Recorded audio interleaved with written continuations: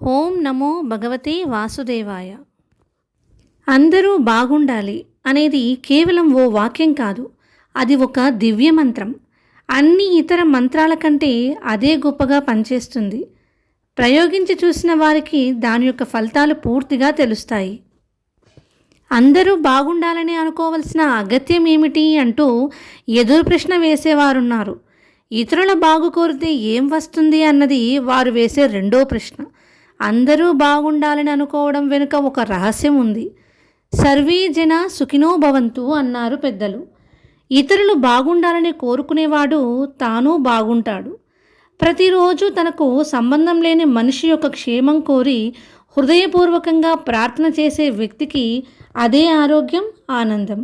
ఈ ఆరోగ్యం, ఆనందం కోసం అతడు ఎక్కడికి వెళ్ళనవసరం లేదు. అలా ప్రార్థన చేస్తున్నప్పుడే ఇతని శరీరంలో మార్పులు కనిపిస్తాయి. మనసులో చక్కటి ప్రకటనలు ఏర్పడి ధ్యానంగా మారి రోగాల్ని కూడా దూరం చేస్తాయి. లోకం క్షేమం కోరుకునే వారిని భగవంతుడే చూసుకుంటాడు. నలుగురు ఇల్లు కట్టుకోవడానికి సహాయం చేయలేని వ్యక్తికి చెట్టు కింద ఎవరు ఉండనిస్తారు? నిజాయితీగా, నిస్వార్థంగా ఉండేవారు, నలుగురు క్షేమంగా ఉండాలని కోరుకునే వారికే ఈ లోకంలో స్థానం. వారందరి ఉమ్మడి రూపమే దివ్యశక్తి. దాన్ని ఏ దేవుడి పేరుతోనైనా పిలుచుకోవచ్చు. సర్వం శ్రీకృష్ణార్పణమస్తు.